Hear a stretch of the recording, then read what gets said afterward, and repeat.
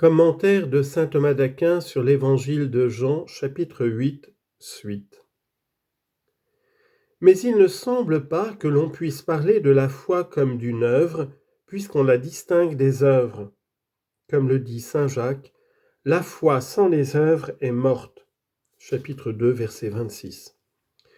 On peut dire que la foi est une œuvre selon cette parole, Jean, chapitre 6, verset 29. L'œuvre de Dieu, c'est que vous croyiez en celui qui l'a envoyé. Seulement, une œuvre intérieure n'est pas manifeste pour les hommes, mais pour Dieu seul. En effet, comme il est écrit, les hommes voient ce qui apparaît au dehors, Dieu fixe ses regards sur le cœur. Premier livre de Samuel, chapitre 16, verset 7. De là vient que nous avons pris l'habitude d'appeler communément œuvre ce qui se fait à l'extérieur. La foi se distingue donc non de toutes les œuvres, mais seulement des œuvres extérieures. Mais devons-nous nous faire toutes les œuvres d'Abraham ? À cela, il faut répondre que l'œuvre peut être considérée de deux manières, ou bien selon son apparence, et alors toutes ses œuvres ne sont pas à imiter, ou bien selon sa source, et alors les œuvres d'Abraham doivent être imitées, parce que tout ce qu'il a fait, il l'a fait par amour, ex caritate. C'est pourquoi saint Augustin dit que la virginité de Jean n'est pas supérieure au mariage d'Abraham, parce que la racine de l'un et de l'autre est la même.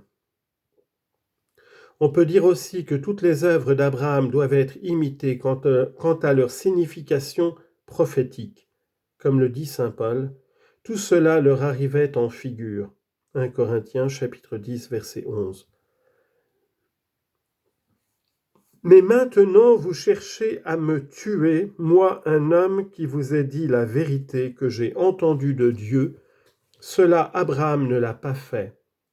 Vous faites les œuvres de votre Père. Le Christ montre ici que le signe de la filiation dont on a parlé plus haut ne se trouve pas en eux. Il met d'abord en évidence les œuvres des Juifs avant de montrer que ces œuvres sont différentes de celles d'Abraham. Il montre que les œuvres des Juifs étaient mauvaises et perverses parce qu'elles étaient meurtrières. Mais maintenant vous cherchez à me tuer.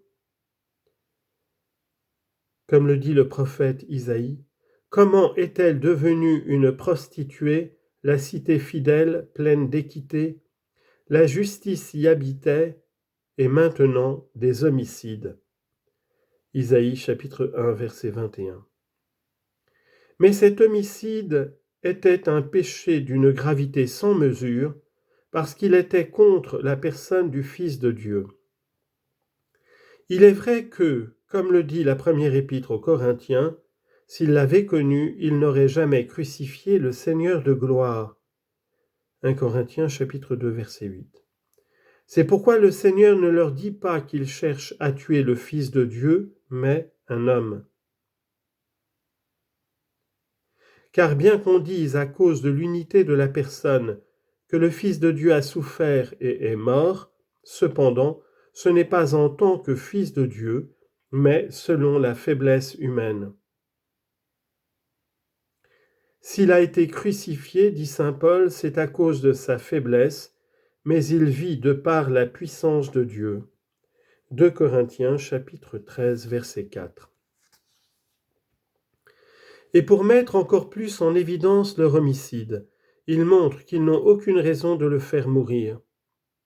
Moi qui vous ai dit la vérité que j'ai entendue de Dieu. Cette vérité, c'est qu'il se disait égal à Dieu.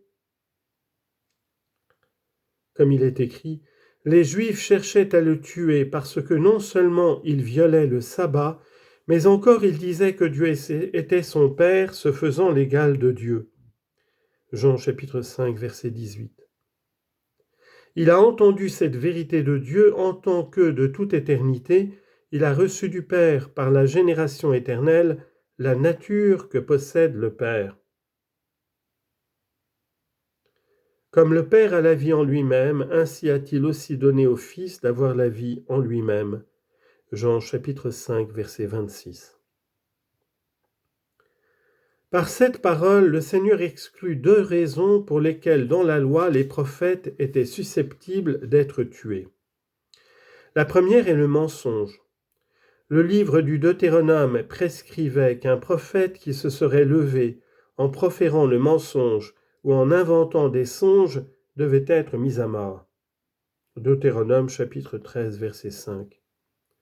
Le Seigneur écarte à son sujet cette possibilité en disant « Moi qui vous ai dit la vérité ».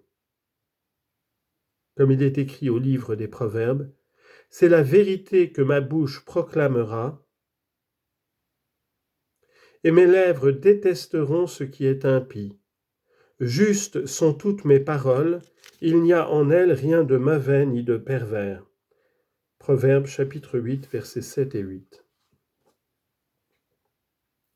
La seconde raison est que si un prophète avait parlé au nom des faux dieux, ou bien avait dit au nom de Dieu ce qu'il ne lui avait pas ordonné, il devait être tué, comme on le lit au même endroit. Deutéronome chapitre 13 verset 5. Et cela le Seigneur l'exclut en disant que j'ai entendu de Dieu. Ceci, Abraham ne l'a pas fait. Il montre ici que leurs œuvres sont différentes de celles d'Abraham, et cela revient à dire « Vous prouvez que vous n'êtes pas fils d'Abraham en ceci que vous faites des œuvres contraires aux siennes. » On lit en effet à son sujet « Il observa la loi du Très-Haut et entra en alliance avec lui. » Siracide, chapitre 44, verset 20. Certains objectent à tort que, puisque le Christ n'était pas encore quand Abraham fut, Abraham n'a pas pu le tuer. Il n'aurait pu en effet tuer quelqu'un qui n'existait pas. Certains objectent à tort. Mais il faut dire qu'Abraham n'a pas à être loué de ne pas avoir tué le Christ, mais de n'avoir tué personne de semblable, c'est-à-dire de ceux qui disaient alors la vérité. Ou bien il faut dire que si le Christ n'était pas venu dans la chair du temps d'Abraham, il était cependant venu en esprit. Selon cette parole du livre de la sagesse, elle se communique parmi les nations dans les âmes saintes. Sagesse, chapitre 7, verset 27. Abraham ne l'a pourtant pas tué en péchant mortellement, comme le dit l'Épître aux Hébreux. Il est impossible de les rénover une seconde fois pour le repentir, puisque pour leur compte, il crucifie à nouveau le Fils de Dieu. Hébreux chapitre 6, verset 6.